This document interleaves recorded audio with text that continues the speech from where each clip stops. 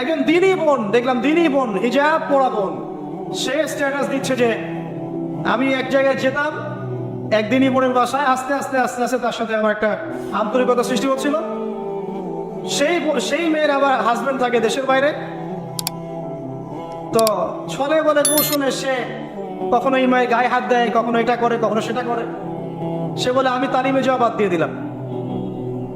দিনই বোন, আর বাইরের অবস্থা কি তাহলে ভাবে না? যতদিন যাচ্ছে এগুলো বাড়ছে। পাপ আপনি চিন্তাই করতে পারবেন না যে মানুষের এগুলো পাপ করতে পারে। মেয়ে মেয়ে একসাথে থাকে এবং একসাথে তারা একে অপরের যৌন চাহিদা পূরণ করে। বলবেন যে এগুলো কিভাবে জানলেন? ভাই, ইন্টারনেট সবকিছু জানিয়ে দেয় এখন। এটা জানিয়ে দেওয়ার যুগ। আপনি বাসায় দেখবেন তরকারি রান্না করেছেন, ফেসবুকে দিয়ে দিলেন। কাপড় ধুয়েছেন, ফেসবুকে। স্ত্রীর সাথে বাইকে ঘুরেছেন, ফেসবুকে। মানে আমরা এখন প্রাইভেট লাইফ আর পাবলিক লাইফের পার্থক্য বুঝি না। নিজেরাই সব জানিয়ে দিতে চাই, এখান থেকে জানা যায়। মেয়ে মেয়ে একে অপরের যৌন চাহিদা পূরণ করছে। বলতে পারেন কিভাবে সম্ভব? সম্ভব করার জন্য যে উপকরণের দরকার সেটাও বাজারে চলে এসেছে। এটা শেষ জামানা, এটা শেষ জামানা। আপনি কোন সাইনের অপেক্ষা করছেন? মানুষ, দাড়ি টুপি পরা মানুষকে দেখবেন যে অনেকেই আছে বোনের সম্পত্তি দিবে না, সম্পত্তির অধিকার দিবে না, মেয়েদেরকে পড়াশোনা করাবে না, অনেক কিছুই জুলুম। এদিকে নামাজ পড়ছেন মাশাআল্লাহ, অর্থনৈতিক জীবনে দেখবে সুদ খাচ্ছে, দাড়ি টুপি বলা মানুষ। আমি আমাদের সমস্যা নিয়ে বেশি কথা বলতে চাই। অন্যরা ইসলাম বোঝে না, তাদের কাছে ইসলামের দাওয়াত এভাবে পৌঁছে নাই। তারা জানে না এর মধ্যে চূড়ান্ত সত্যের উৎস আছে, সমস্ত সমস্যার সমাধান আছে। আমরা তো জানি, তাহলে আমরা জানার পরে আমি দাঁড়িয়ে রেখে কেন, নামাজ পড়ে কেন সুদ খাবো? এই উত্তরটা আমাকে দেয়। আমি নামাজ 5 ওয়াক্ত নামাজ পড়ে, হজ উমরা করে, যাকাত দিয়ে আমি কেমন করে খোঁজ নিব? কিভাবে আমি একজন মুসলিম ছেলে হয়ে বিবাহ বহির্ভূত সম্পর্ক করতে পারি? কিভাবে আমাদের মুসলিম পরিবারের মেয়েরা বেপরদায় বাইরে যেতে পারে? অমুসলিমদের কথা বাদ দেন, আমাদের কথা চিন্তা করেন। আইলেই তো মানুষ নিজেদের খবর নেওয়া আগে। এমনও পাপ হচ্ছে এখন, আপনি আপনার কান শোনে নাই, হৃদয় কল্পনাও করে নাই। একটা ছেলে রাস্তায় হাঁটছে, ছেলেটার মধ্যে মেয়েরই স্বভাব। কিছু মানুষ ওকে টার্গেট করছে, টার্গেট করে ওকে ফুসলিয়ে ফাসলিয়ে একটা জায়গায় নিয়ে গেল। নিয়ে গিয়ে ওকে একটা অফার করলো, সে অফারে রাজি হলো না। তারপর তাকে মনে করেন ওই যে অজ্ঞান পার্টি আছে না, একটু অজ্ঞান করে ফেললো। ফেলে একটা গোপন জায়গায় নিয়ে গিয়ে তার যে পুরুষাঙ্গটা আছে এটাকে কেটে ফেলে দিয়েছে। কেটে ফেলে দিয়ে তাকে হিজরাতে দলভুক্ত করেছে। এবং সে এখন রাস্তাঘাটে টাকা তুলে বেড়ায়, একটা অংশ ওদের মনিবকে দেয়। এটাই ওর জব। এখানে প্রশাসনের অনেক ভাই আছে, আমি জানি, তারা জানে বাস্তবতা কি জিনিস। কল্পনা করতে পারবেন না যে এদের মধ্যে গ্রুপিং আছে, কোথায় থাকবে, কে কতক্ষণ কত ঘন্টা, এটা টাইম নির্ধারণ করা আছে। কেউ কেউ স্বেচ্ছায় হিজরা হচ্ছে যাতে করে টাকা কামাই করা যায়। জানেন কোথায় আছেন? একটা মেয়ে একটা বাচ্চাকে নিয়ে ঢাকা শহরের মিরপুরের ফুটপাতে দাঁড়িয়ে আছে। বাচ্চা ঘুম, বাচ্চা ওঠে না। দীর্ঘ সময় অবজার্ভ করছে যে বাচ্চা ঘুম, এতক্ষণ ঘুমের কারণ কি? দেখে জিজ্ঞাসা করা হলো বাচ্চা কার? যে বাচ্চাকে দেখি আপনি টাকা তুলছেন। বললো আমার বাচ্চা। কিছুক্ষণ পরে একজন তাকে এসে সেভ করে নিয়ে চলে গেল, যেহেতু গন্ডগোল হচ্ছিল। পরে সেই এলাকার স্থানীয় এক ভাই, সেখানকার পলিটিক্যাল একজন ভাই, সে আমাকে বোঝাচ্ছে যে আসলে ভাই বিষয়টা অন্যরকম। কি বিষয়?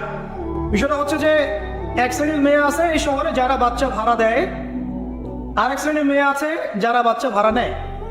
যারা বাচ্চা ভাড়া দেয় তারা এই ভাড়ার বিনিময়ে টাকা পায়, আর যারা ভাড়া নেয় তারা বাচ্চাকে রাস্তায় শুয়ে দেখায় যে বাচ্চা অসুস্থ, টাকা দেন, টাকা দেন, সাহায্য করেন। তো বললাম যে বাচ্চা এতক্ষণ ঘুমায় থাকে কিভাবে? তোর ভাই বাচ্চা ঘুমায় থাকে না, ঘুমের ওষুধ খাওয়ায় রাখে।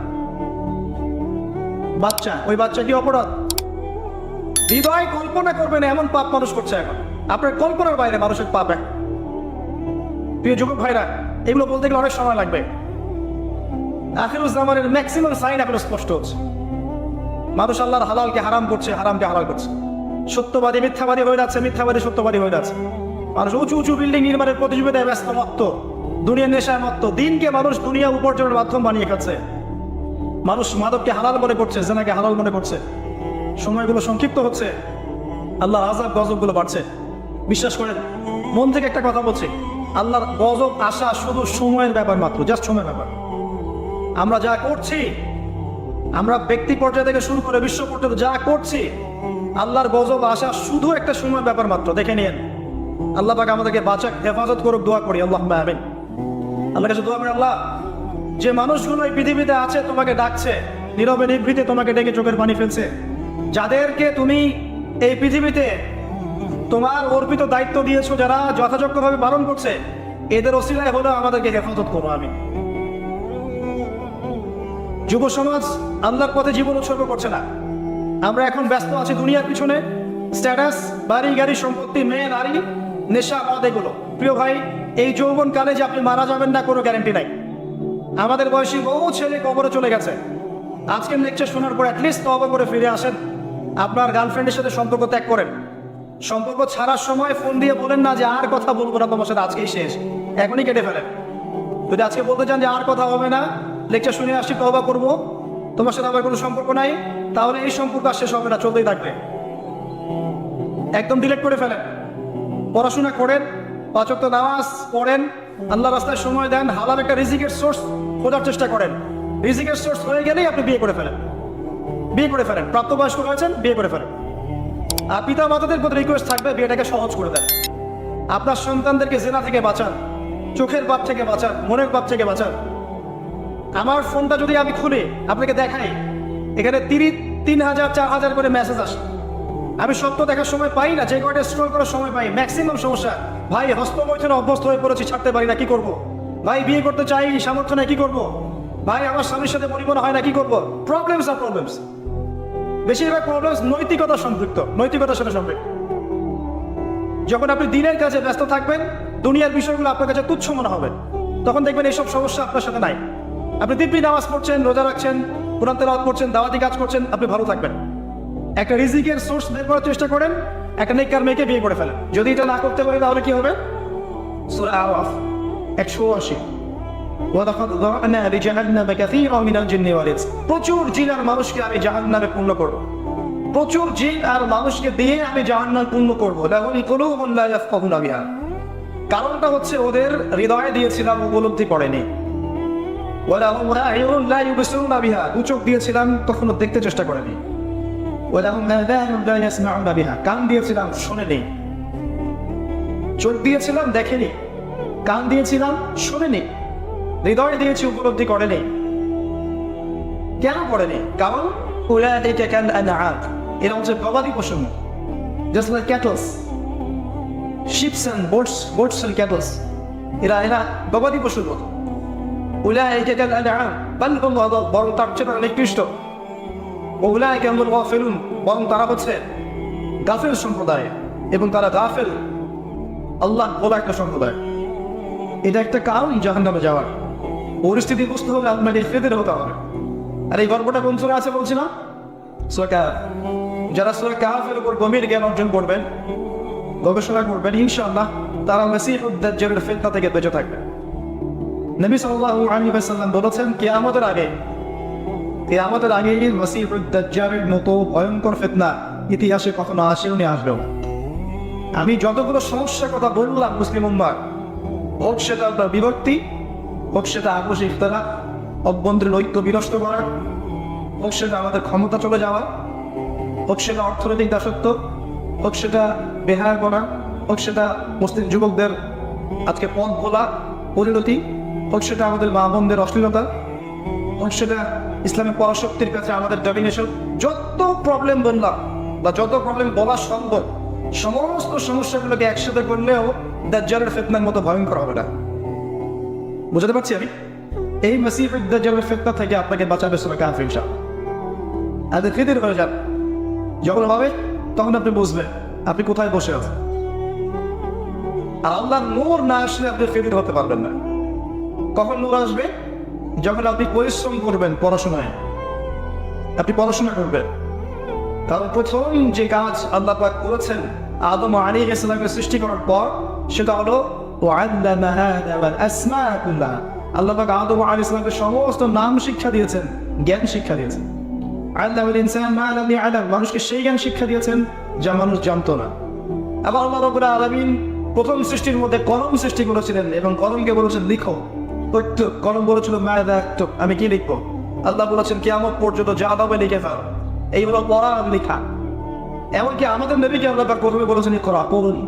এই পড়া আর লেখা, প্রথমে আপনার পড়া লেখা, তারপরে সাবজেক্ট চুজ করেন, যেখানে পড়ছেন সেগুলো পড়বেন, পাশাপাশি কোরআন, হাদিস, হিস্ট্রি, ইসলামিক অর্থনীতি, সিরাত, জিওপলিটিক্স, এই সাবজেক্টগুলো পড়তে হবে। পড়াশোনা করে ডিগ্রি অর্জন করলেই নূর আসবে না। অনেক বড় ডিগ্রি সার্টিফিকেট অর্জন করেছেন দারুল উলুম থেকে, কেমব্রিজ থেকে, অক্সফোর্ড থেকে, হার্ভার্ড থেকে, বাট আপনার মনের মধ্যে হিংসা আছে, বিদ্বেষ আছে, পরশ্রীকাতরতা আছে, অহংকার আছে, আপনার মনে নূর আসবে না। আগে মনটাকে এগুলো থেকে পবিত্র করতে হবে। মনে হিংসা রাখা যাবে না, বিদ্বেষ থাকবে না, পরশ্রীকাতরতা থাকবে না, রিয়া থাকবে না, অহংকার থাকবে না, বরং আত্মসমালোচনা থাকবে, নিজেকে ছোট করার মানসিকতা থাকবে, তুচ্ছ করার মানসিকতা থাকবে, নিজের ভুল আয়নায় দেখার মানসিকতা থাকবে, অন্যেরটা নয়, অন্যেরটা পরে। এগুলো যখন হবে, মন যখন পবিত্র হবে, কলব যখন পরিষ্কার হবে, পরিষ্কার পাত্রেই আল্লাহ নূর আসে, অপবিত্র পাত্রে আল্লাহ নূর আসবে না।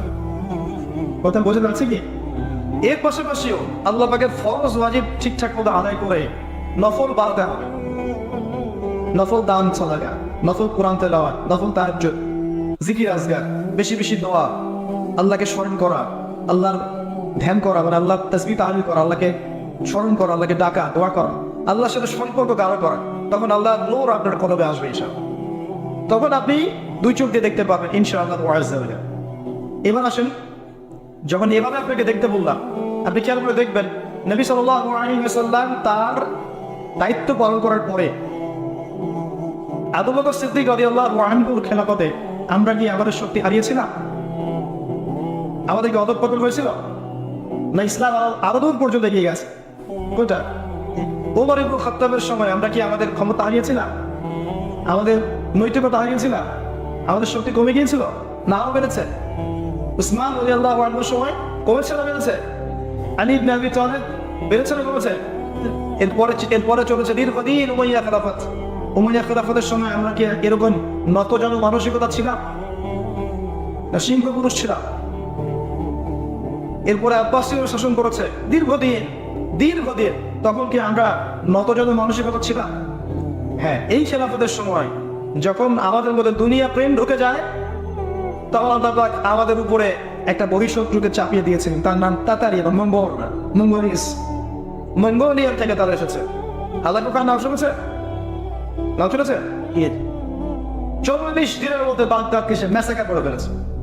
উইদিন 40 days বাগদাদ ওয়াজ ডিস্ট্রয়েড, একদম শেষ। কথিত আছে, আমি রেফারেন্সটা এখন দিতে পারছি না, আমার কাছে রেফারেন্সের বইও নাই সাথে, আমি কোথাও পড়েছিলাম। কথিত আছে যখন এই আবাকো খাওয়ারা বাগদাদ আক্রমণ করছিল, তখনও এক শ্রেণীর মুসলিমরা বসে তর্ক করছিল যে কাকড়া খাওয়া হালাল না হালাল। কথা কি বুঝতে পারছেন? যখন ওরা আক্রমণ করছিল এবং বাগদাদকে ধ্বংস করে দিচ্ছিল এবং তারা প্রচন্ড উগ্র ছিল, ওই সময়কার আলেম ওলামা অনেকে বলতেন এরা হচ্ছে ইয়াজুজ আর মাজুজ। মনে করতেন এটা ঠিক না, আমরাও জানি, কিন্তু ফাসাদ ছড়িয়েছে তারা ওদের মতোই। ওই সময়ও কিছু কিছু মানুষ বসে বসে তখন গবেষণা করছে কাকড়া খাওয়া হালাল না হারাম। বলেন তো তখন কোনটা মৌলিক কাজ ছিল? তাদেরকে প্রতিহত করা না এই মাসআলাগুলোকে নিয়ে ঝগড়া করা? এখন এই বিশ্বের দিকে তাকান, ওই মঙ্গোলিয়ানরা যা করছে পশ্চিমারা কি তাই করছে না? আপনি তাকান Afghanistan, Iraq, Libya, Syria, Palestine, যেগুলো দিকে তাকান, তারা কি সেই কাজই করছে না? এখনো আমরা মারামারি করছি, হাতটা বাঁধবেন কোথায়? পায়ে পা কিভাবে দাঁড়াবেন? কেনে আনবো নাকি গোড়ায় ঈশ্বর। আবার তর্ক করছি, এমন বিষয়গুলো পেলে যে বিষয়ে তর্কের কোনো শেষ নাই, কিন্তু কোনো শেষ আছে? আজ পর্যন্ত একটা সলিউশনে কেউ আসতে পেরেছে না? বরং ইসলামের এই বৈচিত্র্যটাই সুন্দর, তাই নয় কি? ইসলাম তো বৈচিত্র্যময়। ইসলামে একটা আমলের বিভিন্ন ক্ষেত্র থাকতে পারে। ইসলাম চির নতুন, চির প্রাচীন, চির রঙিন। ইসলামের মধ্যে ভেরিয়েশন আছে না? এবং প্রত্যেকের স্বতন্ত্র দলিল আছে না? দলিল আছে। এখন আমরা কি ওদের কাজই করছি না? আমি বুঝাতে পারছি না। ভিতরের দিকে তাকান, ভিতরের দিকে তাকিয়ে দেখেন ঐক্যের বালাই নেই আমাদের, ঐক্যের কোনো বালাই নাই। যে ঐক্যের কথা বলবে তাকে বলা হচ্ছে কানে কানে ফিসফিস করে বলেন, যদি শয়তান শুনে ফেলে সমস্যা আছে। এই শব্দটা এত ডেঞ্জারাস, শয়তান যদি শুনে যে ঐক্য, মুসলিমদের ঐক্য, তাহলে শয়তান ওর সমস্ত শক্তি আদায় করে চুপচুপ করে বলে, গায়ে গায়ে বলে। মুসলিমদের সালাতের দিকে আবার নামাজি বানানোর এই যে মেহনত, সবাইকে মেহনত করছে, বরং যারা করছে ওদেরকেও তো বিতর্কিত করছে। যে বেচারারা নামাজের মেহনত করছিল ওদেরকেও তো বিতর্কিত করছে মানুষ। কোরআন একটা বেসিক জিনিস যে মানুষকে শেখাতে হবে। মুসলিমরা সবাই কোরআন পড়া শিখবে, আমরা কি আদৌ সবাইকে কোরআন পড়া শেখানোর কোনো সিলেবাস করতে পারবা? এটা করার দায়িত্ব কাদের ছিল? উপরে নয়? প্রত্যেকটা মুসলিম যদি কোরআন তেলাওয়াত করা শিখে সমস্যা হবে তো? আমরা পিছিয়ে পড়বো নাকি আমরা উগ্র হয়ে যাবো? কোরআন পড়া শিখে আমি সন্ত্রাসী হয়ে যাবো? সমস্ত মুসলিমরা, অমুসলিমদের কথা বাদ দেন, সমস্ত বালেক মুসলিমরা নামাজের সময় নামাজ পড়বে, নামাজের সময় 5 ওয়াক্ত নামাজ পড়বে, ও কি সন্ত্রাসী হয়ে যাবে? জঙ্গি হয়ে যাবে? এই বেসিক কাজ। মুসলিমরা হালাল খাবে, হারামে যাবে না। মুসলিম মেয়েরা পর্দা করবে, অমুসলিম মেয়েরা কি করে না করে সেটা দেখেন আমার দরকার, ওটার দিকে আমি চোখও দিচ্ছি না। ওদের রিলিজন ওদের, ওরা ওদের মধ্যে করে বারণ করবে, আমরা ফোর্স করবো না। লাইক রাফেল দিন কোনো জবরদস্তি আছে? হ্যাঁ, মুসলিম মেয়েরা বাইরে গেলে পর্দায় যাবে, সমস্যা? এখন মনে করেন এরকম কোনো লস নাই, আর লস থাকার কথা না, কারণ এটা এখন গ্লোবাল প্রেক্ষাপটে আপনি এটাকে ইসলামিক স্টেট বলতে পারেন না। ঠিক আছে, ল নাই তাই। আমি অ্যাজ এ ফ্যামিলি মেম্বার, বাড়ির কর্তা হিসেবে আপনি করতে পারেন না, করলে কি সমস্যা? আমি পিছিয়ে পড়বো না আমাদের মা বোনরা পিছিয়ে পড়বে? বেসিক কাজে আসেন, যে বেসিক কাজগুলো আমরা করতে পারিনি, মৌলিক বিষয়গুলো থেকে ফোকাস করতে পারি নাই, যখন যৌগিক বিষয়গুলোকে নিয়ে বেশি মারামারি কাটাকাটি করেছি, চুল ছাড়াছাড়ি করেছি, এই সময়গুলোর মধ্যে আমাদের প্রকাশ্য শত্রু যারা, এরা অনেক দূর পর্যন্ত এগিয়ে গেছে। ওদের এগিয়ে যাওয়া বলতে কি বোঝাচ্ছি? বোঝাচ্ছি যে ওয়ার্ল্ডের জিও পলিটিক্যাল ক্ষমতা ওদের কাছে আছে, আপনার হাতে নাই। বিশ্বাস করেন, আপনার আমার হাতে নাই। যদি বলে ওঠো উঠতে হবে, যদি বলে বসো বসতে হবে, এই অবস্থায় আছে। ইকোনমিক পাওয়ার, পুরো ওয়ার্ল্ডের ইকোনমিক পাওয়ার আমাদের হাতে নাই। তবে এতটুকু বলি আপনাকে, সারা ওয়ার্ল্ডের পপুলেশনের দিক থেকে, ভৌগোলিক অবস্থার দিক থেকে, ভূগর্ভস্থ সম্পদের দিক থেকে মুসলিমদের চেয়ে উন্নত কোনো সভ্যতা নাই। আমাদেরকে আল্লাহ সব দিয়েছেন, ভূমি দিয়েছেন, ভূগর্ভস্থ সম্পত্তি দিয়েছেন, জনবল দিয়েছেন, সামরিক বাহিনী দিয়েছেন, সব দিয়েছেন, কিন্তু আমরা আল্লাহ ওই ইমানটুকু ধরে রাখতে পারছি না। ইকোনমিক সেকশনে দাসত্ব করছি আমরা, ওরা লিড করছে, রুল করছে। খেয়াল করে দেখেন, পুরো বিশ্বের যে মাদকের ফাসাদ একটা দিক থেকে আসছে, পুরো ওয়ার্ল্ডের যে পর্নোগ্রাফির ফাসাদ পৃথিবীর একটা অংশ থেকে আসছে, পুরো ওয়ার্ল্ডের সুদ ভিত্তিক যে ব্যাংকিং সিস্টেম একটা অংশ থেকে আসছে, পুরো ওয়ার্ল্ডের এডুকেশন সিস্টেমের মধ্যে যে ওই একটা সভ্যতা থেকে আসছে। একটা দিক থেকেই বেশিরভাগ ফাসাদ আসছে, যারা ইসলামের প্রকাশ্য শত্রু। আল্লাহ পাক কোরআনে স্পষ্ট বলেছেন, লা তাত্তাখিযুল ইয়াহুদা ওয়ান নাসারা আউলিয়া বা'দুহুম আউলিয়াউ বা'দ লাতাজিদান্না আশাদ্দান নাস আদাওয়াতান লিল্লাযীনা আমানুল ইয়াহুদ ওয়াল্লাযীনা আশরাকু। পড়ে আছে সূরা মাইদা, পড়ে দেখেন, হাদিস পড়ে দেখেন, এই মাসিহুদ দাজ্জালকে ফলো করবে জিউসরা, স্পষ্ট হাদিস। বিগত 2000 বছরে এই জিউসদের কোনো রাষ্ট্র ছিল না, উদ্বাস্তুর মতো ঘুরে বেরিয়েছে। এখন সব আছে ওদের, সবকিছু ওদের, পলিটিক্যাল পাওয়ার, সার্বভৌমত্ব, সভরেন্টি বলেন, ভূখণ্ড বলেন, জনসংখ্যা বলেন, সামরিক বাহিনী বলেন, ক্ষেপণাস্ত্র বলেন, পারমাণবিক অস্ত্র বলেন, থার্মোনিউক্লিয়ার ওয়েপন্স বলেন, ব্যাংকিং সিস্টেম বলেন, মিডিয়া প্রযুক্তি সব ওদের হাতে। আমরা কি হালুয়াই খাবো না জিলাপি খরমাই খাবো? নাকি এখনো আমরা এই বিষয়গুলো নিয়েই মারামারি কাটাকাটি করবো, যে আমাদের মধ্যে কে ভালো কে খারাপ, আমাদের মধ্যে কোনটা সহি কোনটা বাতিল? আমরা তো অনেক সময় হকের ডিলার হয়ে যাচ্ছে, মানে হক শুধু আমার কাছেই আছে, জান্নাতের মালিক শুধু আমি, তোমার যদি লিজ লাগে আমার কাছে আসো, লিজ দিচ্ছি। ভাবখানে এমন হয়ে গেছে অনেক সময়। আমরা কি রাষ্ট্র থেকে আলাদা কোনো শক্তি? সবাইকে ভাই মনে করে আগাতে হবে, উপর থেকে নিয়ে নিচ পর্যন্ত, ভোগাময় কেরাম, প্রশাসন, আপনার রাষ্ট্র সরকার, আপনার জনগণ, সবাইকে মুসলিম ভাই মনে করে আগাতে হবে। একে অপরের সাথে যদি কাউন্টার লড়তে থাকি, আমরা কি শক্তি হারাবো না? সবাইকে নিয়ে এগোতে হতো এবং হওয়া উচিত। তখন দেখবেন ইউনাইটেড শক্তি নিয়ে বিশ্বের দিকে বাংলাদেশ এগিয়ে যাবে। আমরা আমাদের সাথে লড়ছি, আমরা আমাদের সাথে আপোষ করছি, এটা আমার সবচেয়ে দুঃখের জায়গা। কথাগুলো বলছি একটু কষ্ট থেকে। আমরা আমাদের সাথে লড়ছি, ধর্মীয় ক্ষেত্রে ধর্মনেতা এক ধর্মনেতা আর এক ধর্মনেতার সাথে লড়ছে, পলিটিক্যাল ক্ষেত্রে এক পলিটিক্যাল নেতা আর এক পলিটিক্যাল নেতার সাথে লড়ছে, বাট দুজনই ভাই, দুজনই মুসলিম, সবাই মুসলিম। দেখা যাবে একটা নেশন কাউকে ডমিনেট করছি, যে ডমিনেট করছে সেও মুসলিম, যাকে ডমিনেট করা হচ্ছে সেও মুসলিম। আমরা আমাদের মধ্যে লড়ছি, এটা স্কেপচে আক্ষেপ পাবি চলে হয়। আমি আপনাকে হিস্ট্রি পড়তে বলছিলাম শুরু থেকে। আপনি উমাইয়া আব্বাসের সমস্ত খেলাফত ঘাটেন, ফাতিমি খেলাফত, কর্ডোবার ইসলামী খেলাফত, মামলুকদের শাসন মিশরের, এই যে মুঘলদের, ইভেন ওসমানীয় খেলাফত, পুরো হিস্ট্রিটা ঘাটেন 1400 বছর। আপনি খেয়াল করে দেখবেন যে আমরা একসময় এমন একটা জাতি ছিলাম, শেষ করছি আমি, আমরা এমন একটা জাতি ছিলাম যারা তাওহীদের সাথে কখনো শিরকের আপোষ করে নাই, এক নম্বর কথা। 2 নম্বর, আমরা সুন্নতের সাথে বেদাতের আপোষ করিনি। কিছু মানুষ পথভ্রষ্ট হয়েছে, সেগুলো হয়তো দলিল না। কিছু মানুষ পথভ্রষ্ট হয়েছে, কেউ মুরজিয়া হয়েছে, কেউ খারেজি হয়েছে, মুশিয়া হয়েছে, কেউ মুতাজিলা হয়েছে, কেউ কাদারিয়া হয়েছে, কেউ জাবারিয়া হয়েছে ইত্যাদি। এগুলো আমাদের দলিল নয়, মৌলিক থিমটা ঠিক ছিল। এবং এই পুরো হিস্ট্রি কেটে দেখেন আমরা হালাল খেয়েছি, হারামের দিকে আমরা খুব একটা যাই নাই। ইল্লা মাশাআল্লাহ কিছু মানুষ চলে গেছে, ওদের কথা বাদ, ওরা আমাদের অংশ না। আমাদের যুব সমাজ শুরু থেকে এই কোরআন সুন্নাহর উপর ছিল, এবং তাদের ব্যক্তিত্ব সৌর্যবীর্য ছিল, গাম্ভীর্য গর্জন ছিল। এখন দেখবেন মেয়েলি মানসিকতার তরুণ প্রজন্ম তৈরি হচ্ছে। মেয়েলি মানসিকতার তরুণ প্রজন্ম কি জানে? অনলাইনে যান দেখবেন ছোট্টখাটো বিষয় নিয়ে ঝগড়া করে শেষ করবে।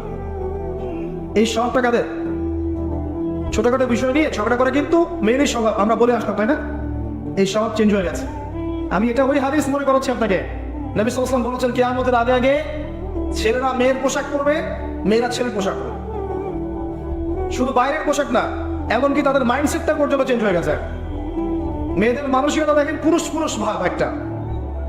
আর ঠিক বলছেন, এর পরের লাইন শোনেন। এর পরের লাইন হচ্ছে ছেলেদের মানসিকতা হচ্ছে মেয়েরই মেন না, তিনি প্রথম, আল্লাহ পাকে প্রথম, এর আগে কিচ্ছু ছিল না। ছিল আল্লাহ রাব্বুল আলামিন এরপরে আরশ তৈরি করেছেন।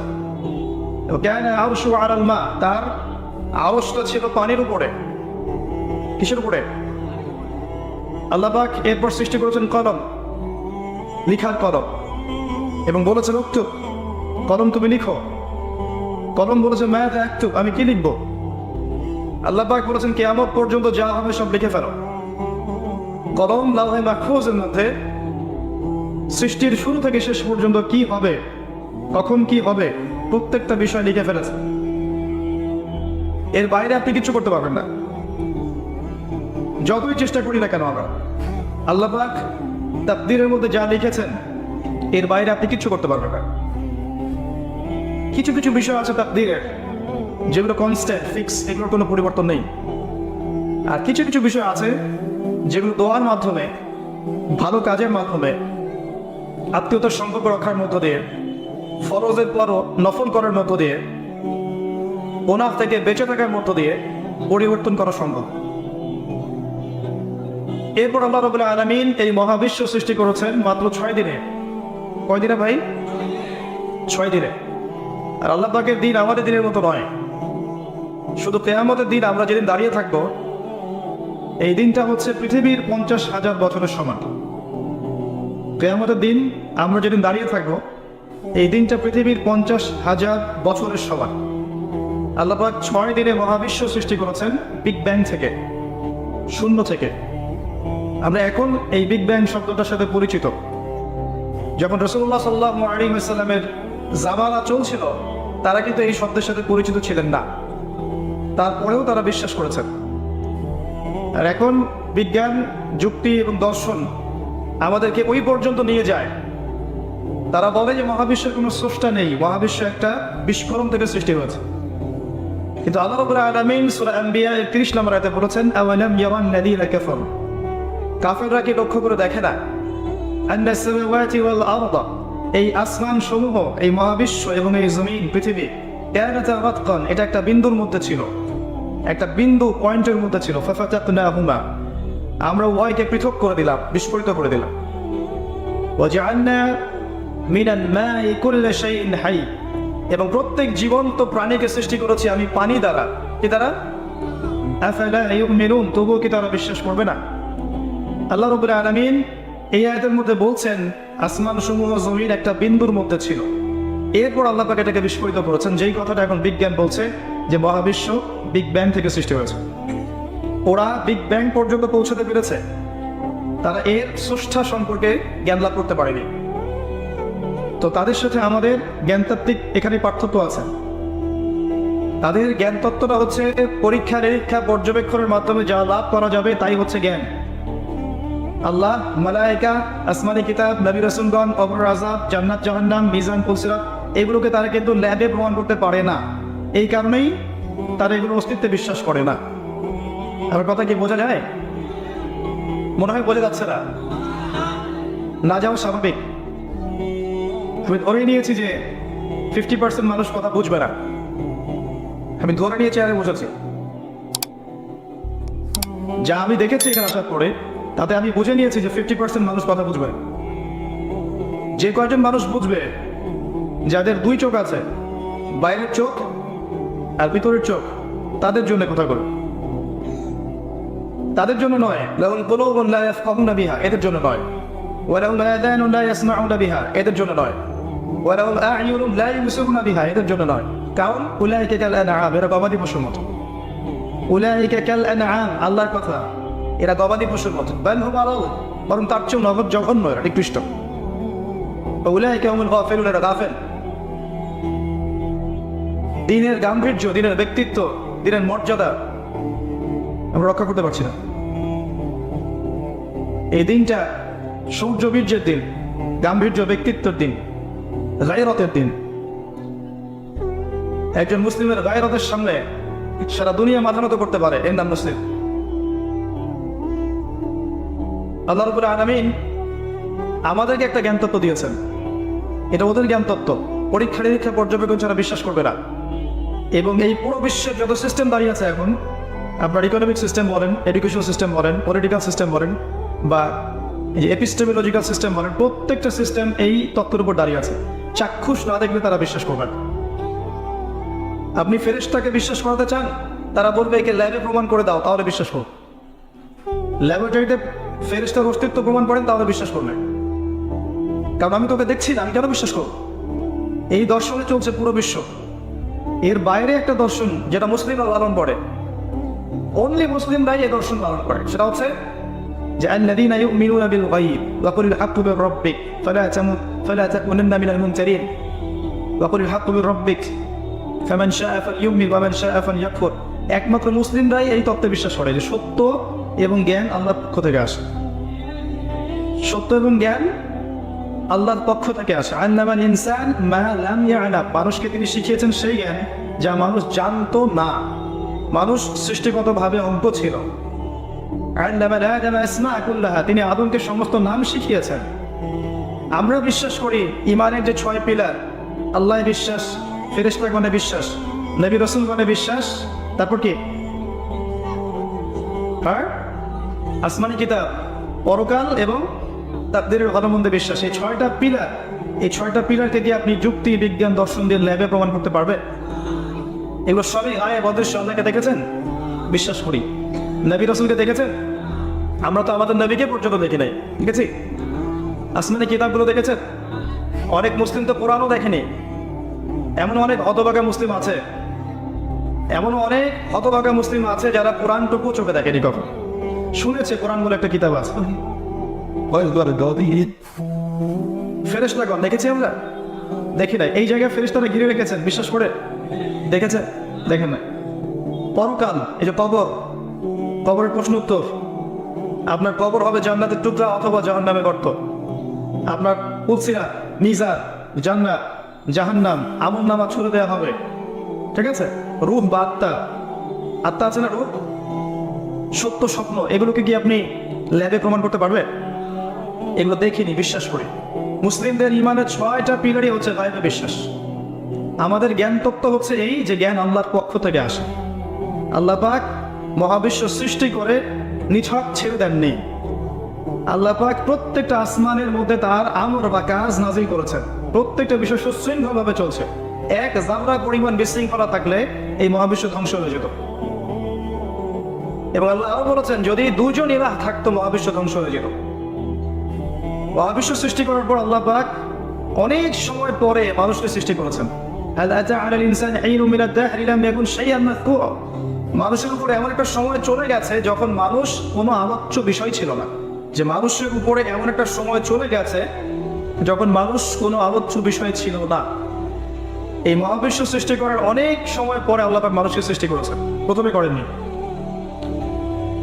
এবং মানুষকে সৃষ্টি করে আল্লাহ পাক একা একা ছেড়ে দেননি। প্রথমে জান্নাতে রেখেছেন, তার সঙ্গিনী সৃষ্টি করেছেন, ইবলিসকে দিয়ে পরীক্ষা করিয়েছেন। পরীক্ষার ফলে আজকে আমরা পৃথিবীতে আছি এবং চিরদিন থাকবো না। হয়তো 30, 40, 50, 60, 100, 200 বছর থাকবো, হাইয়েস্ট, এর বেশি থাকবো না। আল্লাহ পাক এই সময়টুকুর মধ্যে আল্লাহর পক্ষ থেকে হেদায়েত নাজিল করেছেন প্রত্যেক যুগে যুগে, শুধু একটা যুগে নয়। নূহ আলাইহিস সালাম, তার কাছে হেদায়েত এসেছে।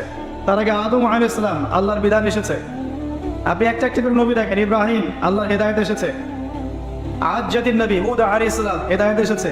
সামুদ জাতির নবী সালেহ আলাইহিস সালাম, হেদায়েত এসেছে। শুআয়ব আলাইহিস সালাম, মাদিয়ানের নবী, আল্লাহর বিধান, হেদায়েত এসেছে। মূসা আলাইহিস সালাম, তাওরাত এসেছে।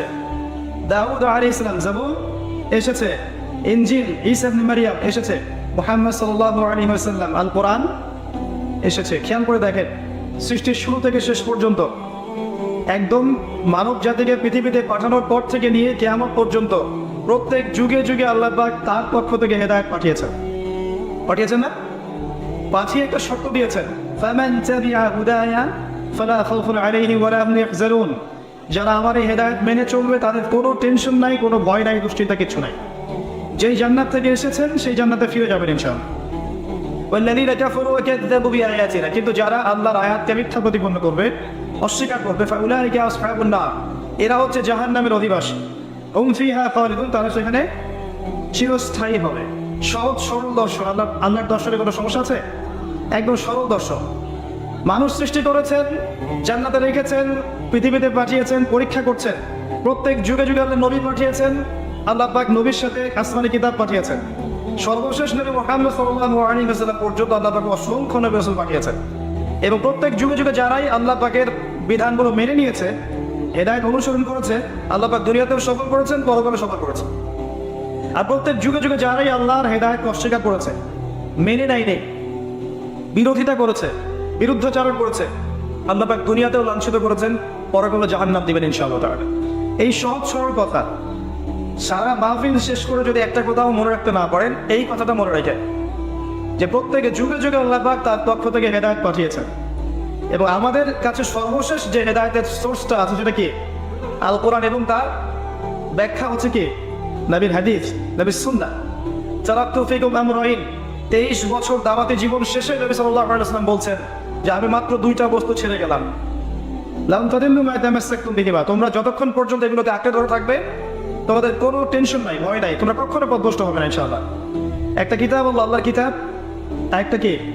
সুন্নাতে নবী, কিতাব নবীর সুন্নাহ। এই দুইটা কিয়ামত পর্যন্ত আপনি আঁকড়ে ধরে থাকলে পরে ইনশাআল্লাহ আপনি পথভ্রষ্ট হবেন না, আপনি দুনিয়াতেও লাঞ্ছিত হবেন না, ইনশাআল্লাহ পরকালেও আপনি জাহান্নামে যাবেন না ইনশাআল্লাহ। এটা সহজ সরল কথা, যত কথা শুনবেন মাহফিলে এটা মূল কথা। এখন এই মূল কথাটাকে আমল করতে গেলে আপনাকে যে প্রতিবন্ধকতাগুলো ফেস করতে হয় সেগুলো হচ্ছে এরকম যে আপনার তো দায়িত্ব হচ্ছে এগুলোকে প্রথমে নিজের উপর বাস্তবায়ন করা, কোরআন এবং সুন্নাহ আগে নিজে মেনে চলা, এই তো। তারপরে আপনার পরিবারের উপরে প্রতিষ্ঠিত করা। আর পরিবার বলতে কারা? যারা আপনার আন্ডারে আছে তারা। আপনি যার আন্ডারে আছেন তার উপর আপনি ফোর্স করতে পারবেন না, যে আপনার আন্ডারে আছে তাকে আপনি ফোর্স করতে পারবেন, এই তো। আপনার পরিবারের উপর প্রতিষ্ঠা করা। এরপর আপনার ক্ষমতা থাকলে আপনি সামাজিকভাবে এটা প্রতিষ্ঠা করবেন। আল্লাহ যদি আপনাকে রাষ্ট্রীয় ক্ষমতা দেন, বিশ্বের ক্ষমতা দেন, আপনি সেখানে করবেন, গ্র্যাজুয়ালি আপনি যাবেন। এখন এই হকগুলোর উপর টিকে থাকতে হলে আবার 4টা ক্ষেত্র থেকে আপনাকে বাধাও পেতে হবে। প্রথম যে বাধাটা আসবে সেটা হচ্ছে পরিবার থেকে, তারপরের বাধাটা আসবে আপনার ধর্ম নেতাদের পক্ষ থেকে, তারপর বাধা আসবে সমাজের নেতার পক্ষ থেকে, আর সর্বশেষ বাধা আসবে রাষ্ট্রের পক্ষ থেকে। যখন এই সবগুলো বিষয়ে হকের প্রতিকূলে চলবে, আপনি হকের অনুকূলে থাকতে চাবেন, তখন এই 4টা ক্ষেত্র থেকে আপনাকে বাধা পেতে হবে। আর এই 4টা ক্ষেত্র থেকেই বাধা পেয়েছিলেন আমাদের নবী সাল্লাল্লাহু আলাইহি ওয়াসাল্লাম। প্রথম বাধা পেয়েছেন পরিবার থেকে, তারপর সমাজ থেকে, তারপর আপনার ধর্মনেতা থেকে, এবং পরে রাষ্ট্রনেতা থেকে। সেম জীবন ছিল ইব্রাহিম আলাইহিস সালামেরও। তিনিও প্রথম বাধা পেয়েছেন তার পরিবার থেকে, তারপর সমাজ, তারপর ধর্মতা, এরপরে রাষ্ট্রনেতা, এরপর নম্রত। নম্রত প্রথমে আসবে না। এই হকের উপর টিকে থাকলে আপনি জান্নাত পাবেন। আর জান্নাত পাওয়ার জন্য আপনি যা করার তাই করবেন, এটাই কাম্য। আল্লাহ পাক আপনাকে বলেই পাঠিয়েছেন, আলাস্তু বিরব্বিকুম, আমি কি তোমার রব নই? আমি কি তোমাদের রব নই? আমরা বলেছিলাম বালা, আপনি আমাদের রব। এই কথাটা মনে করিয়ে দেওয়ার জন্য আল্লাহ পাক যুগে যুগে নবী রাসূল পাঠিয়েছেন এবং সর্বশেষ নবীর কাছে দুটো হেদায়েত আপনাকে দিয়েছেন, কোরআন এবং সুন্নাহ। এখন কোরআন এবং সুন্নাহকে নিয়ে চলতে গেলে আপনি এগুলো ফেস করবেন। এই ফেস করতে গিয়ে যদি আপনি হেরে যান, হতাশ হন, হাল ছেড়ে দেন, আপনি সময়ের গহ্বরে হারিয়ে যাবেন। এবং এই হকটাকে যদি আপনি দুনিয়ার কাছে বিক্রি করে দেন, আল্লাহর কাছে আপনার দাম থাকবে না। এখন এই হকের উপর টিকে থেকে আপনি যদি শেষ নিঃশ্বাস ত্যাগ করতে পারেন, তাহলে এই পুরো দুনিয়ার কষ্টগুলো আপনার কাছে কোনো কষ্ট বলে মনে হবে না। কারণ ওই যে আল্লাহ যিনি প্রথমে ছিলেন, তিনি শেষে থাকবেন, আর কেউ থাকবে না। যে আল্লাহর কাছ থেকে আমরা এসেছি, সেখানেই আমাদেরকে ফিরে যেতে হবে, এবং যেতে হবে একা। আমার বাবা, আমার মা, আমার ভাই বোন, আত্মীয় স্বজন কি আমার সাথে যাবে না? আমার প্রিয়তম স্ত্রী, আপনার প্রেমিকা, গার্লফ্রেন্ড, হুয়েভার ইজ, কেউ আপনার সাথে যাবে না। এবং আমি বারবার বলেছি একটা কথা, মানুষ তার অবস্থানকে মূল্যায়ন করে, মানুষ তার ব্যক্তি সত্তাকে মূল্যায়ন করে না, ভালোবাসে না। আপনার অবস্থান যখন ভালো, তখন আপনার পিছনে তেল দেওয়ার অভাব থাকবে না মানুষের। যখন আপনার অবস্থান ভালো না, তখন মানুষ কেন, আপনার কাছের মানুষ আপনাকে চিনবে না। আপন আল্লাহ রাব্বুল আলামিন, যেখান থেকে এসেছি আমরা এবং যেখানে ফিরে যেতে হবে, মাঝখানের সময় এতটুকু 60, 70, 100 বছর হাইয়েস্ট দুনিয়াতে থাকবো। আর দুনিয়াতে আল্লাহ এতিম করে ছেড়ে দেন নাই, নবী রাসূল পাঠিয়েছেন, হেদায়েত দিয়েছেন, গ্রন্থ পাঠিয়েছেন। শেষ নবীকে পাইনি, তাতে কি হয়েছে? শেষ নবীকে হাত দেখি নাই, তাতে কি হয়েছে? নবীর ওয়ারিসগণ উলামায়ে কেরাম এখনো সবখানে চষে বেড়াচ্ছেন না? প্রতিটা মসজিদে, মিম্বরে, মাদ্রাসায়, বক্তব্যে তারা কি অবাধ বিচরণ করছেন না? উলামায়ে কেরাম ওয়ারাসাতুল আম্বিয়া, আল্লাহ আপনার পর্যন্ত পৌঁছে দিয়েছেন। হ্যাঁ, এর মধ্যে দেখবেন কিছু থাকবে দুনিয়া পূজারী, আর কিছু থাকবে সত্যিকারের হক্কানি। যারা দুনিয়ার পূজারী, এরা কোশ্চেন কারো প্রকৃত আলেম হতে পারে না। আর যারা নিঃসন্দেহে কোরআন এবং সুন্নাহর সামনে, বাতিলের সামনে কোরআন সুন্নাহর আলোকে কখনো মাথা নত করবে না, এরাই নিঃসন্দেহে সত্যিকারের হক্কানি উলামায়ে কেরাম। এবং তাদের কাছে আপনি যাবেন, তাদের সোহবতে গিয়ে দিন শিখবেন, দিনের বেসিক বিষয়গুলো শিখবেন। ওই যে কোরআন এবং সুন্নাহ রেখে গিয়েছেন নবী সাল্লাল্লাহু আলাইহি ওয়াসাল্লাম, আগে কোরআন তেলাওয়াত করতে শিখবেন।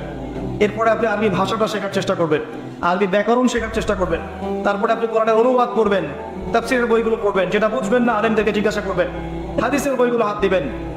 পর্যায়ক্রমে সহজ হাদিসের বই থেকে কঠিন বইয়ের দিকে যাবেন। সহজ বই হাদিসের আরবাঈন, ফয়জুল কেরাম, এই বইগুলো থেকে, বুলুগুল মারাম মিন আদিল্লাতিল আহকাম, মিশকাতুল মাসাবি, এখান থেকে আস্তে আস্তে উপরের দিকে যাবেন। একবারে লাভ দিয়ে উপরে বড় বুখারী মুসলিম আগে হাত দিয়ে ধরবেন না, আপনি বিভ্রান্ত হতে পারেন, এটা আমার নসিহত। এর পাশাপাশি আপনি পড়বেন ইসলামিক অর্থনীতি পড়বেন, ইসলামিক জিওপলিটিক্স পড়বেন। আপনি চেষ্টা করবেন ভূরাজনৈতিক প্রেক্ষাপট জানার জন্য, আপনি চেষ্টা করবেন ইসলামের ইতিহাসগুলো পড়ার জন্য, এবং স্পেশালি নবী সাল্লাল্লাহু আলাইহি ওয়াসাল্লামের জীবনী এবং তার সাহাবায়ে কেরামের জীবনীগুলো পড়বেন। এক উমাইয়া খেলাফত থেকে শুরু করে ওসমানীয় খেলাফত পর্যন্ত পুরো হিস্ট্রি পড়বেন। তখন দেখবেন আপনি জ্ঞানের সমৃদ্ধ হচ্ছেন। এর পাশাপাশি আপনি সায়েন্স আর কমার্স যেখানে পড়ছেন সেটা কন্টিনিউ করবেন, এগুলোকে ছেড়ে দিবেন না। মানে এই জ্ঞানগুলোকে আপনি যদি ইসলামের দিকে কনভার্ট করতে পারেন, আপনার দ্বারা ইনশাল্লাহ আমার চেয়ে বেশি খেদমত হতে পারে, এটা সম্ভব। আপনার দ্বারা আরো বড় খেদমত হতে পারে, এটা সম্ভব। অতএব এখান থেকে সুইচ করার প্রয়োজন নেই। আছেন থাকেন, ইসলামের বেসিক বিষয়গুলো পড়াশোনা করেন। পড়াশোনা করলে কি হবে? আপনার ওই দুই চোখ খুলবে, বাহ্যিক চোখ আর ভিতরের চোখ। আপনি ফিতনাময় একটা যুগে বসে আছেন এখন। এই যুগের মতো ফিতনাময় যুগ কখনো আসেনি, এবং যত দিন যাবে ফিতনা তত বাড়তে থাকবে, কমবে না। যত দিন যাবে ফিতনাগুলো ততই বাড়তে থাকবে, কমবে না। কোশ্চেন কেন কমবে না? কেউ যদি মনে করে এগুলো সব ঠিক হয়ে যাবে, আবার সোনালি সময় আসবে, এটা আসবে শুধুমাত্র ঈসা ইবনে মারইয়াম, ইমাম মাহদির সময়। তার আগ পর্যন্ত ফিতনা বাড়তে থাকবে কন্টিনিউয়াস। এমনভাবে বাড়বে মনে হবে যে বিগত দিনটা আজকের দিনের চেয়ে বেশি ভালো ছিল, এমন মনে হবে। এখন বলে যাচ্ছি যে এখন যেভাবে এই বছর মাহফিলগুলো করছেন, দিনের যে কাজগুলো করতে পারছেন, অ্যাটলিস্ট আগামী দিনগুলোতে এতটুকু পারবেন কিনা সন্দেহ আছে, এতটুকু পারবেন কিনা সন্দেহ আছে। দুই চোখ ওরা মানুষের কাছে যাবেন যাদের দূরদর্শিতা আছে, যারা দূর পর্যন্ত দেখতে পারে। আর দুই চোখ খুলতে হলে প্রথমে জ্ঞান লাগে, জ্ঞানের সাথে আরো কিছু লাগে, জ্ঞানের সাথে আল্লাহর নূর লাগে। কি লাগে? যেটা খিদির আলাইহিস সালামের কাছে ছিল। নৌকা কেন ফোটা করলেন? বাচ্চাকে কেন হত্যা করলেন? দেয়াল কেন নির্মাণ করলেন? মুসা আলাইহিস সালাম প্রশ্ন করছেন, মনে আছে সূরা কাহফ? আর খিদির আলাইহিস সালাম বলছেন, নৌকা এই জন্য ফোটা করেছিলাম, না হলে নৌকা নিয়ে যেত জলদস্যু। বাচ্চাকে এই কারণে হত্যা করেছি, না হলে বাচ্চাটা বড় হয়ে বড় কাফের হতো, পিতা মাতাকে কাফের বানাতো। দেয়ালটা নির্মাণ করেছে এই কারণে, এই দেয়ালের নিচে 2 এতিম বাচ্চার সম্পত্তি আছে, এরা যখন বড় হবে তখন পাবে। এইটা মুসা আলাইহিস সালাম ধরতে পারেন নাই, বানু ইসরাইলের নবী হয়েও। বানু ইসরাইলের নবী হয়েও তিনি এটা ধরতে পারেন নাই, কারণ বাহ্যিক দৃষ্টিতে আপনি যা দেখছেন এগুলো সব সত্য নয়। আর খিজির আলাইহিস সালাম ভিতরের চোখ দিয়ে দেখেছেন দূর পর্যন্ত। এই খিজির হতে না পারলে শেষ জামানে টিকতে পারবেন না। আর খিজির আলাইহিস সালামের কাছে শুধুমাত্র জ্ঞানই ছিল না, আল্লাহর নূর, বাসীরা ছিল, দূরদর্শিতা ছিল। এটা কখন আসবে? যখন মনের মধ্যে হিংসা, বিদ্বেষ, রিয়া, দুনিয়ার পূজা, লোভ, ঘৃণা, অহংকার স্পেশালি অহংকার, এবার এগুলো থাকবে না, তখন মনের মধ্যে নূর আসবে। ডিগ্রি সার্টিফিকেট অনেক আছে, কিন্তু মনের মধ্যে হিংসা, বিদ্বেষ, গীবত, তমর, পঞ্চকাতরতা, অহংকার, রিয়া, দুনিয়া প্রেম, দুনিয়া পূজা, এগুলো যদি মনের মধ্যে লালন করতে থাকে, ডিগ্রি সার্টিফিকেটে নূর অর্জন করা যাবে না। এসব এটা অন্য জিনিস, আল্লাহর পক্ষ থেকে আসে। এগুলোর পাশাপাশি যখন মনটা বেশি বেশি আল্লাহকে স্মরণ করবে, পরবটা আল্লাহকে বেশি বেশি স্মরণ করবে, বেশি বেশি জিকির করবে, আল্লাহর তাসবিহ তাহলিল বেশি বেশি করবে, ফরজের পর নফল বেশি আদায় করবে, মৃত্যুকে বেশি স্মরণ করবে, মৃত্যুকে বেশি স্মরণ করবে, পরকালকে বেশি স্মরণ করবে, এবং কোরআন বেশি বেশি তেলাওয়াত করবে, তখন মনের মধ্যে নূর আসবে ইনশাআল্লাহ। তখন আপনি খিজির হবেন ইনশাআল্লাহ আযজা ওয়া জাল। এটা কেন দরকার? আপনি যে যুগে বসে আছেন, এই যুগের প্রত্যেকটা ডিপার্টমেন্ট ফিতনাময়।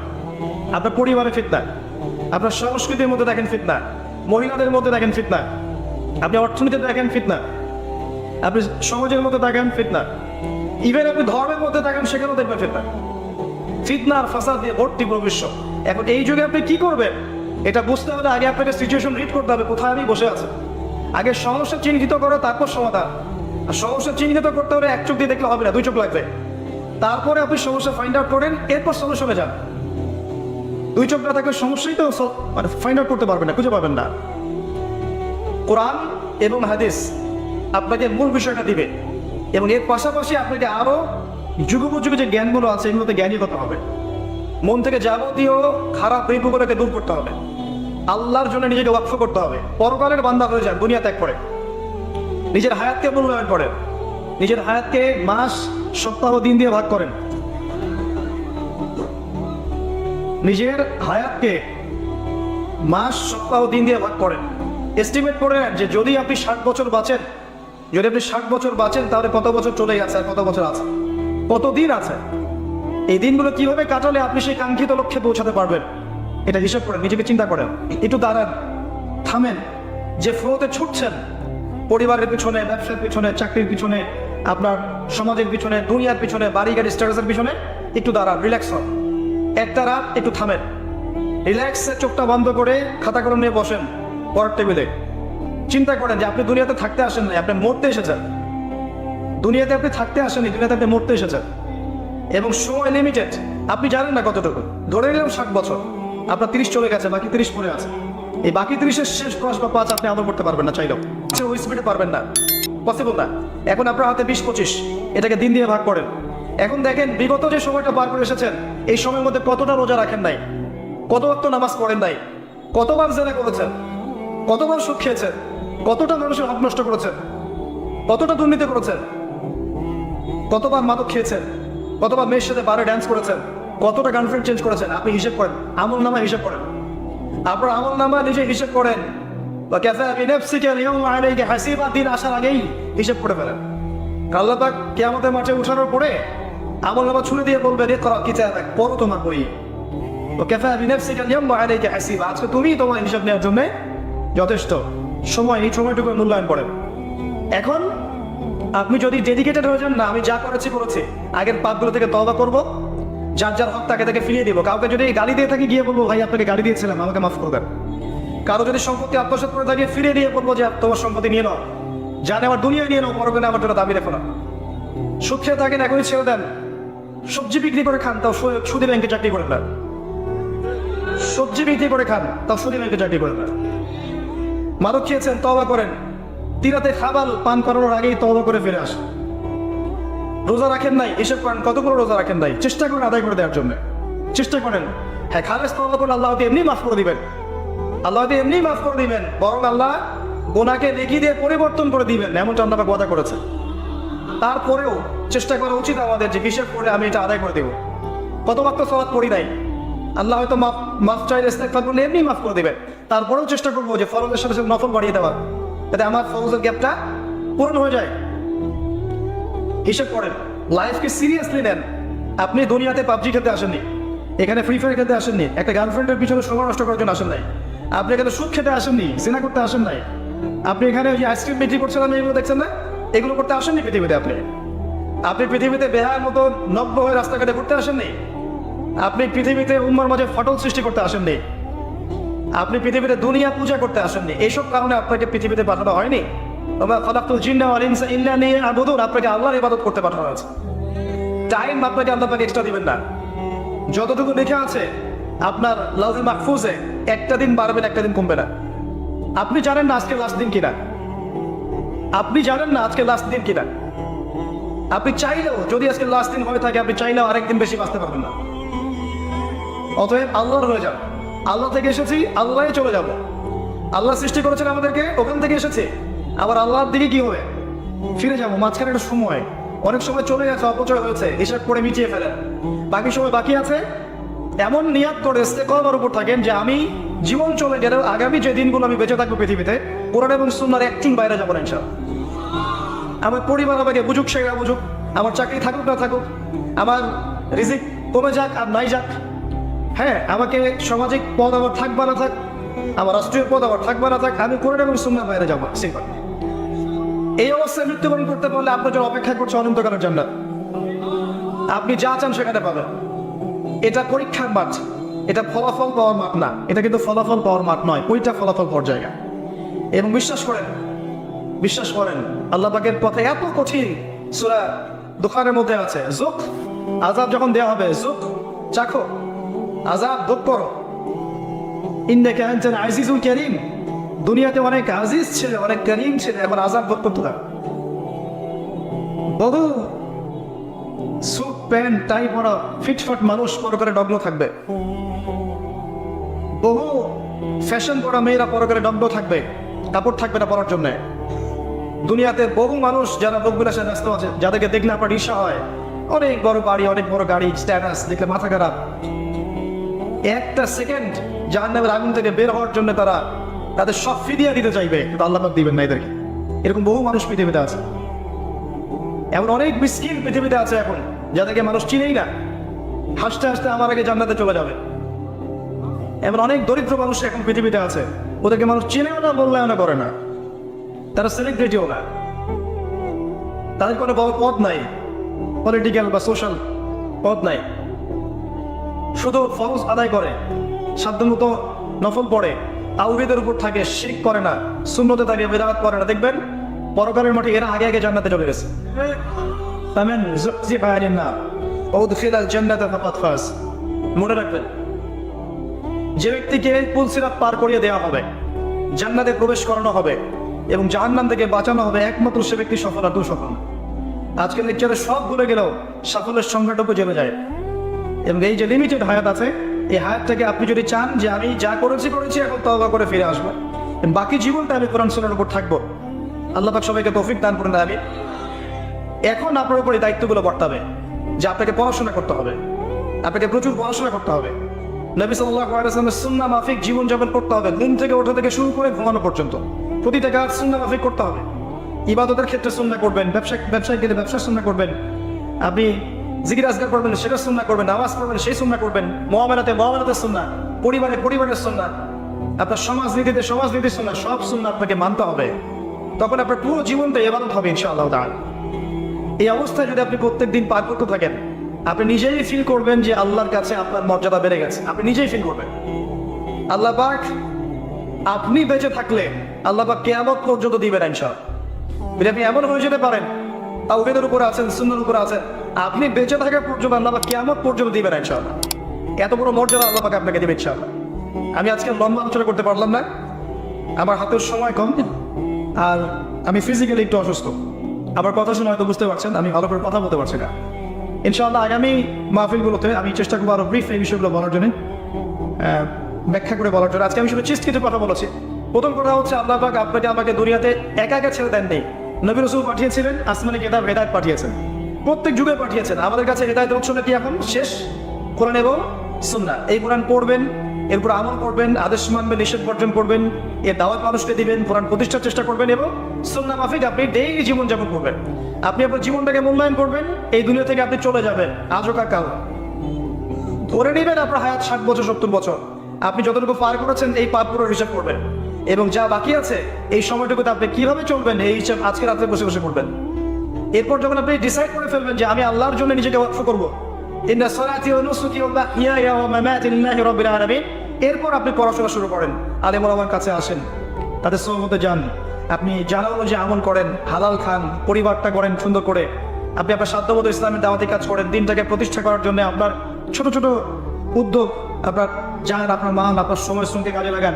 ইনশাআল্লাহ এক সময় আপনি মারা যাবেন, ওই দিন আপনার কণ্ঠে ইনশাআল্লাহ লা ইলাহা ইল্লাল্লাহ মুহাম্মাদুর রাসূলুল্লাহ থাকবে, এবং এই অবস্থায় মৃত্যু হয়ে গেলে ইনশাআল্লাহ আপনার জন্য অনন্তকালের জান্নাত অপেক্ষা করছে।